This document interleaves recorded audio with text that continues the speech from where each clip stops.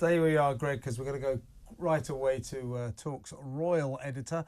That is the great Rupert Bell. Hello, Rupert. Good evening, Kevin. Apparently I promoted you. I was just told they said, no, it's correspondent, not editor. Well, you are my royal editor. What a story, though.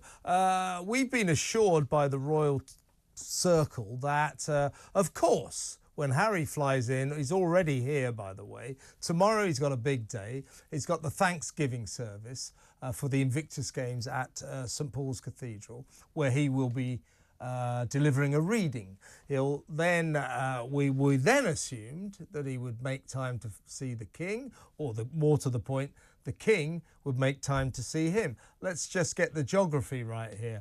Harry's in St Paul's Cathedral. We believe tonight, royal snub again, not staying at a royal residence, staying at a hotel.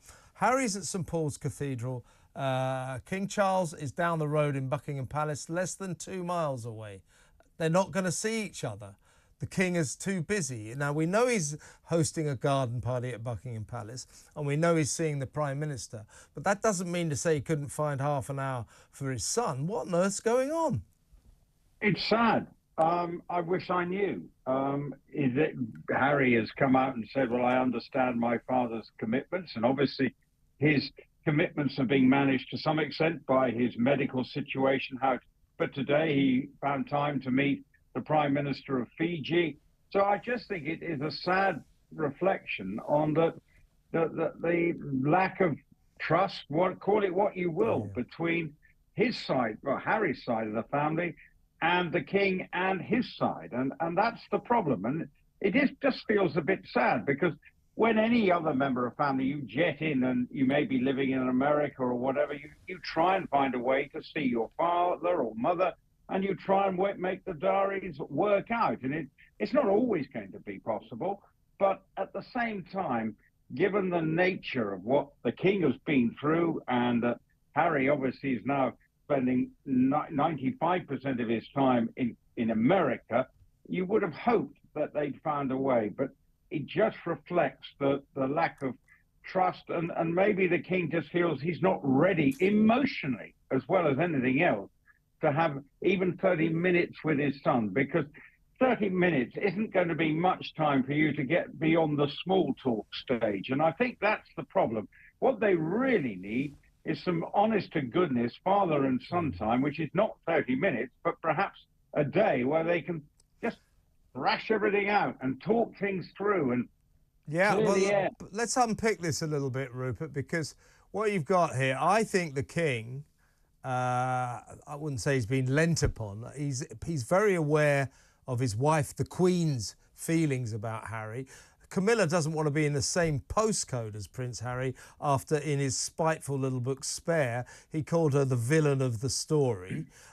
We know full well that William and Kate can't stand the sight of him, and the rest of the royal family aren't well disposed to him. So I think that what the King has decided is, I need to think of the rest of the family. If I see this guy, they'll be offended. It'll look like I've sided with him against them. This is a family feud on a right royal epic scale, isn't it?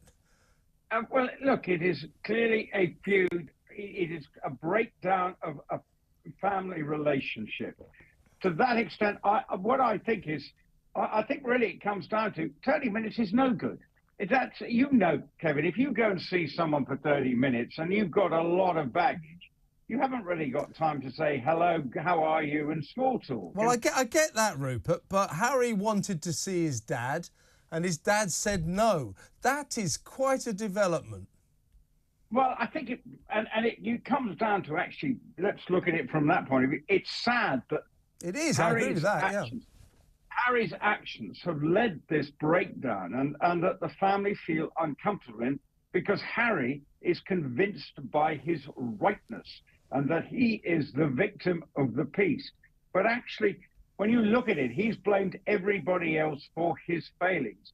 And the Invictus Games, yes, he's celebrating 10 years, but it was something that was set up with him and his brother all those years ago. But Harry's obviously taken the primary role. And that again is sad, that William's doesn't feel that he could even show his face there to celebrate his brother's achievement. Remember that, Rupert, when the Invictus Games was launched in London in 2014, the frontline royals turned out in force. Camilla, William, Charles, all there. None of them going to this Thanksgiving service tomorrow, which is very sad because for all his faults, we have to praise Harry for the excellent Invictus Games for wounded war heroes. And it's just, as you say, this is very, very sad. Before you go, just a quick word from you. What do you make of this weird pretend royal tour that Harry is now going to embark upon? Instead of seeing his dad, he's going to fly straight out of London to Nigeria, where he will meet Meghan.